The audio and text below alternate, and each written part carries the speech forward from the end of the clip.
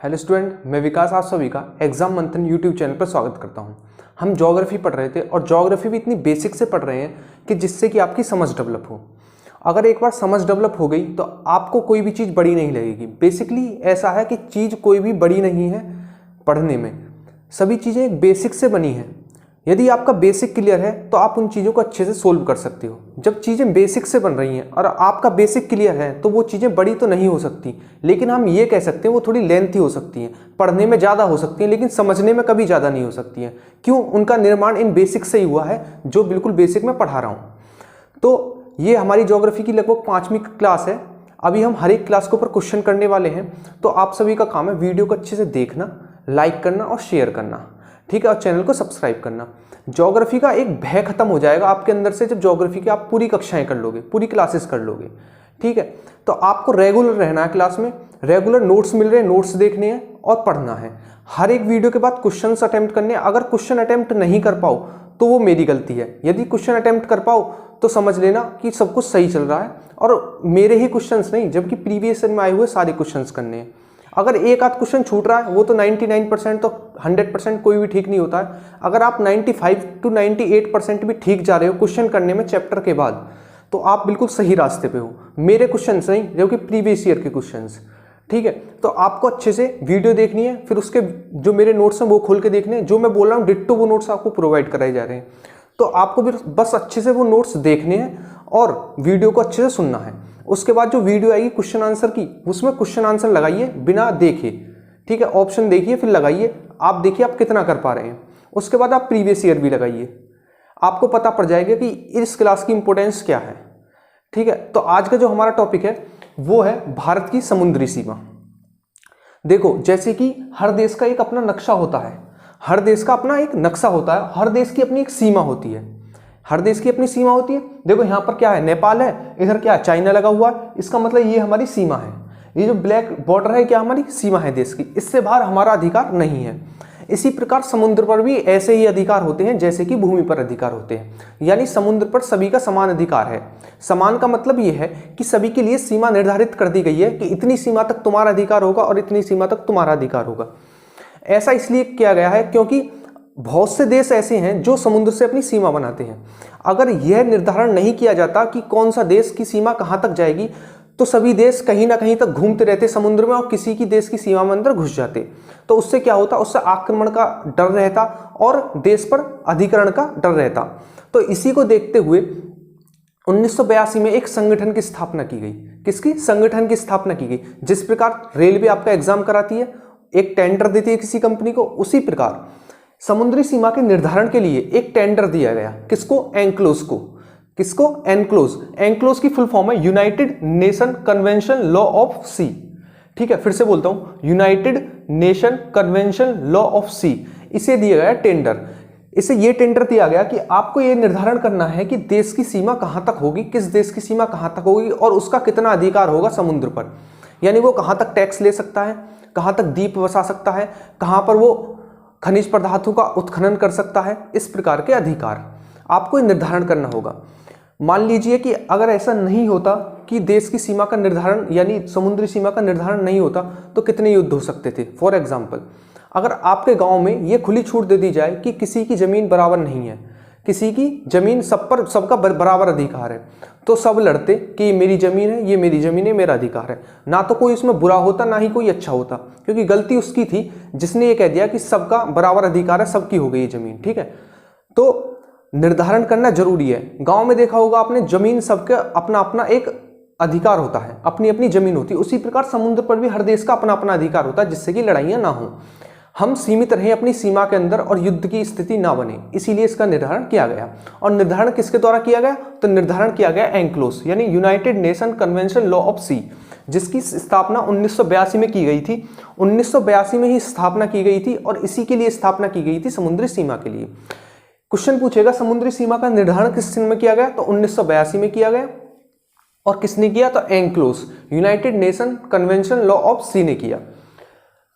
सबसे पहले देखते हैं समुद्री जो दूरी होती है किसमें नापी जाती है, तो समुद्री दूरी नापी जाती है नॉटिकल मील। क्या? नॉटिकल मील। जैसे कि हम जो स्थल की दूरी होती है उसे नापते हैं किलोमीटर में, उसी प्रकार जो नॉटिकल मील है वो है समुद्र की दूरी नापने के लिए। ठीक है, समुद्र की दूरी नापने के लिए। और एक नॉटिकल मील बराबर कितना होता है, अगर हम किलोमीटर में देखें तो किलोमीटर में होता है 1.852 किलोमीटर, लगभग 1.852 किलोमीटर। 1.9 भी मान लेते हैं कहीं कहीं पर, और 2 भी मान लेते हैं जब कैलकुलेशन इजी करनी हो। ठीक है, वैसे होता कितना 1.852 किलोमीटर। यानी आपको जो नॉटिकल मील दे रखा हो आप इसमें लगभग 2 की गुणा कर लीजिए, वो होगा आपका किलोमीटर में। ठीक है, अब देखते हैं समुद्री सीमा का निर्धारण किस प्रकार हुआ। आपको दिख रहा होगा यह हमारा देश की सीमा, देखो ये टेढ़ी है। टेढ़ी क्यों है, क्योंकि इस पर इसमें समुद्री लहरें आकर टकराती हैं और जो तट होता है उसे छेद देती हैं। जब तट को छेद देती हैं तो उसके कारण तट हमारा कैसा हो जाता है, टेढ़ा मेढ़ा हो जाता है। जब टेढ़ा मेढ़ा हो जाता है तो दूरी तो हम नाप नहीं सकते, क्यों, क्योंकि यहाँ से दूरी नापेंगे तो कम पड़ेगी और यहाँ से उभरे हुए तरीके से नापेंगे तो ज़्यादा पड़ेगी। तो उसी के निर्धारण के लिए एक सीधी रेखा खींची गई जिसने सभी टेढ़े मेढ़े तट को मिला दिया। ये वाली रेखा, इसने क्या किया, इसने सभी टेढ़े मेढ़े तट को मिला दिया जिससे कि दूरी आसानी से नापी जा सके। इस रेखा को कहा गया आधार रेखा, क्योंकि यहीं से आधार बनाकर हमारी सारी दूरियां नापी गई। जब यहाँ से आधार बनाकर हमारी सारी दूरियां नापी गई तो इसे नाम दिया गया आधार रेखा। ये थी हमारी आधार रेखा। और जो इसके अंदर जल रह गया, इसे कहा गया आंतरिक जल। ठीक है, तो यहां से क्वेश्चन बनेगा कि जहां से हम समुद्री दूरी नापते हैं, किसी भी देश के टेढ़े मेढ़े तट को मिलाने वाली रेखा को क्या कहते हैं, पहली बात तो आधार रेखा कहते हैं। और किस रेखा से हम सभी देशों की समुद्री दूरियां नापते हैं, तो आपका आंसर होगा आधार रेखा से। और आधार रेखा व टेढ़े मेढ़े तट के बीच में जो जल होता है उसे क्या कहते हैं, उसे कहते हैं आंतरिक जल। ठीक है, अब देखते हैं आधार रेखा। आधार रेखा से 12 नॉटिकल मील, आधार रेखा से 12 नॉटिकल मील तक जो क्षेत्र कहा जाएगा, जो अधिकार होगा उसे कहा जाएगा हमारा प्रादेशिक समुद्री सीमा। ठीक है, ये एंक्लोज ने कहा कि 12 नॉटिकल मील, 12 नॉटिकल मील का मतलब है लगभग 22 किलोमीटर। यानी आधार रेखा से लगभग 22 किलोमीटर तक जो दूरी होगी उसे कहा जाएगा प्रादेशिक समुद्री सीमा। प्रादेशिक समुद्री सीमा, इस सीमा पर इस प्रकार अधिकार होंगे जिस प्रकार किसी देश के स्थल पर होते हैं। ये मान लीजिए ये स्थल का ही भाग है, बस इस पर पानी है। ये मान लीजिए स्थल का ही भाग है लेकिन इस पर पानी है। सेम अधिकार जो हमारे भूमि पर थे वो अधिकार होंगे हमारे 12 नॉटिकल मील। 12 नॉटिकल मील का मतलब है 22 किलोमीटर तक। ठीक है, अब देखते हैं आधार रेखा से 24 नॉटिकल मील, आधार रेखा से 24 नॉटिकल मील। हम आधार रेखा से ही नापेंगे, ये नहीं कि आप यहां से नापना चालू कर दो प्रादेशिक समुद्री सीमा से, नहीं। आधार रेखा से 24 नॉटिकल मील या लगभग 44 किलोमीटर तक, 44 किलोमीटर तक जो क्षेत्र का निर्धारण किया गया वो था हमारा अवच्छिन्न मंडल या संलग्न क्षेत्र। ठीक है, कौन सा था, अवच्छिन्न मंडल या संलग्न क्षेत्र। इसमें किस प्रकार के अधिकार थे, तो इसमें हम साफ सफाई का अधिकार, पहला साफ सफाई का अधिकार, मतलब कि हमें 24 नॉटिकल मील तक, 24 नॉटिकल मील तक बिल्कुल समुद्र में साफ सफाई रखनी है। ये हमारा कर्तव्य है, अधिकार नहीं है, कर्तव्य है। कर्तव्य होगा जब ही हम सफाई करेंगे। ठीक है, ये हमारा कर्तव्य है कि हम आधार रेखा से 24 नॉटिकल मील तक बिल्कुल समुद्र की साफ सफाई रखें। यदि आने वाले समय में किसी समुद्री जीव, प्रजाति या मनुष्य को हानि होती है 24 नॉटिकल मील पर गंदगी की वजह से, तो उसका जिम्मेदार वो देश होगा जिसके अंतर्गत ये सीमा आती है, यानी अवच्छिन्न मंडल या संलग्न क्षेत्र आता है, वो देश उसका जिम्मेदार होगा। यानी जो देश की सीमा आती है 24 नॉटिकल मील तक, वो उसका जिम्मेदार होगा। दूसरा देखते हैं, दूसरा है सीमा शुल्क वसूलने का अधिकार। यानी 24 नॉटिकल मील तक तो यहाँ तक हमारा देश का कोई अधिकार नहीं है कि वो सीमा शुल्क ले, यानी टैक्स ले। लेकिन जैसे ही 24 नॉटिकल मील में अंदर घुसेगा, जैसे ही 24 नॉटिकल मील को क्रॉस किया, हमारे पास अधिकार आ जाता है कि हम उससे टैक्स ले सकते हैं। ठीक है, यहां तक हमसे कोई भी कह सकता आप टैक्स क्यों ले रहे हो, और हम पे केस भी कर सकता। लेकिन जैसे ही उसको 24 नॉटिकल मील में घुसा तो उसे टैक्स देना ही पड़ेगा, ये हमारा अधिकार है। अधिकार का मतलब ये है कि हम टैक्स लें या ना लें ये हमारी मर्जी है, लेकिन अगर हम टैक्स लेंगे तो कोई भी हम पर उंगली नहीं उठा सकता। कहां पर, 24 नॉटिकल मील तक। यदि आप 24 नॉटिकल मील या फिर अवच्छिन्न मंडल या संलग्न क्षेत्र के अंदर प्रवेश करते हैं जहाजी बेड़े को लेकर। अधिकतर आपने देखा होगा कि विदेशों से सामान आता है, और वो जब समुद्र विदेशों से सामान आएगा तो वो देश में जाएगा। जब देश में जाएगा तो 24 नॉटिकल मील की जो दूरी है इसे भी क्रॉस करेगा। जब इसे क्रॉस करेगा तो वो क्या देगा, टैक्स देगा। टैक्स से हमारा राजस्व बढ़ेगा और देश को लाभ होगा, क्योंकि विदेशों से धन आएगा हमारे पास। इसीलिए फायदा होता है हमारा 24 नॉटिकल मील या अवच्छिन्न मंडल या संलग्न क्षेत्र का। जो तीसरी थी वो थी आधार रेखा से 200 नॉटिकल मील। आधार रेखा से 200 नॉटिकल मील तक की जो दूरी होती है उसे कहते हैं हम अनन्य आर्थिक क्षेत्र। क्या? अनन्य आर्थिक क्षेत्र। 200 नॉटिकल मील या फिर कह सकते हैं 370 किलोमीटर लगभग, क्योंकि पॉइंटों में होता है, ठीक है। 370 किलोमीटर आधार रेखा से 200 नॉटिकल मील या फिर 370 किलोमीटर तक जो क्षेत्र होता है उसे कहते हैं अनन्य आर्थिक क्षेत्र। अनन्य आर्थिक क्षेत्र के अंतर्गत हमारे पास किस प्रकार के अधिकार होते हैं? तो इसके अंतर्गत जो हमारे अधिकार होते हैं वो होते हैं कि इसके अंदर कोई यदि खनिज पदार्थ निकलता है, मान लीजिए कोयला है, पेट्रोल है, इस प्रकार का कोई भी खनिज पदार्थ निकलता है तो उस पर अधिकार उस देश का होगा जिसकी सीमा आती है 370 किलोमीटर या फिर 200 नॉटिकल मील तक। खनिज पदार्थ यानी कोयला हुआ, पेट्रोल हुआ, इस प्रकार के अधिकार। दूसरा है द्वीप बनाने का अधिकार। द्वीप का मतलब ये है, द्वीप क्या होता है पहले ये समझिए। द्वीप ये होता है, सिंपली ये समझिए कि समुद्र के बीचों बीच यानी उसके आसपास समुद्र हो और उसके बीच कुछ स्थल उभरा हुआ हो। मान लीजिए यहाँ पर पानी है और ये स्थल उभरा हुआ है, ये होगा हमारा द्वीप। ये क्या होगा? द्वीप। अब प्रायद्वीप कौन सा हो जाता है? प्रायद्वीप वो हो जाता है जिसका एक हिस्सा भूमि से घिरा हुआ हो और 3 हिस्से पानी से घिरे हुए हों, वो हो जाता है हमारा प्रायद्वीप। और द्वीप वो होगा जिसके चारों हिस्से पानी से घिरे हुए हों, समुद्र के बीच में हो, उसे कहते हैं द्वीप।